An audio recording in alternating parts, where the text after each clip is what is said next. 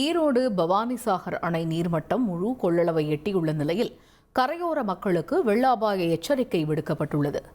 கூடுதல் விவரங்களை செய்தியாளர் கனகராஜ் வழங்க கேட்கலாம். கனகராஜ், தற்பொழுது கரையோரம் வசிக்கக்கூடிய மக்களுக்கு விடுக்கப்பட்டிருக்கக்கூடிய எச்சரிக்கை என்ன? அவங்க பாதுகாப்பான இடங்களுக்கு மாற்றுவதற்கான நடவடிக்கை ஏதேனும் எடுக்கப்பட்டிருக்கா? வணக்கம்.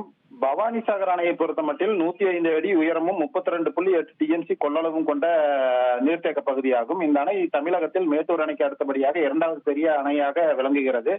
அணையின் நீர்பிடிப்பு பகுதிகளான நீலகிரி மலைப்பகுதியில் கனமழை பெய்து வருகிறது. இதன் காரணமாக பவானிசாகர் அணைக்கு நீர்வரத்து அதிகரித்துள்ளது. அதாவது இன்று மதியம் 2 மணி நிலவரப்படி அணைக்கு நீர்வரத்தானது 5714 கன அடி தண்ணீர் வந்து கொண்டிருக்கிறது.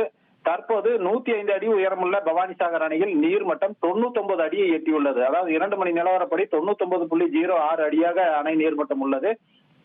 அணையில் நீர் இருப்பு 27.9 டிஎம்சியாகவும் உள்ளது.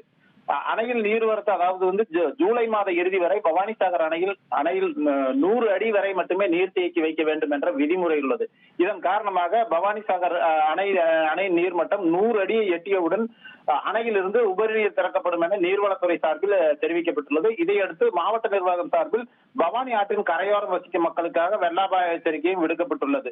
அதாவது பவானி ஆற்றின் கரையோரம் மற்றும் தாழ்வான பகுதிகளில் வசிக்கும் மக்கள் அனைவரும் பாதுகாப்பான இடங்களுக்கு செல்லுமாறும் அவர்களின் உயிர் மற்றும் உடைமைகளின் பாதுகாப்புக்காக அனைத்து முன்னெச்சரிக்கை நடவடிக்கைகளையும் மேற்கொள்ளுமாறு வருவாய்த்துறையினருக்கும் உள்ளாட்சி அமைப்புகளுக்கும் உத்தரவிடப்பட்டுள்ளது. இதைத் தொடர்ந்து தற்போது பவானிசாகர், சத்தியமங்கலம், அரியப்பம்பாளையம் உள்ளிட்ட பவானி ஆற்றின் கரையோரம் வசிக்கும் பகுதிகளில் உள்ளாட்சி அமைப்பு சார்பில் ஒலிபெருக்கி மூலம் இதற்கான முன்னெச்சரிக்கை நடவடிக்கையை மேற்கொள்வதற்கான பணிகள் மேற்கொள்ளப்பட்டு வருகிறது.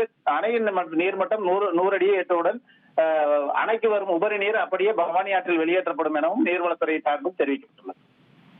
தகவல்களுக்கு நன்றி கனகராஜ்.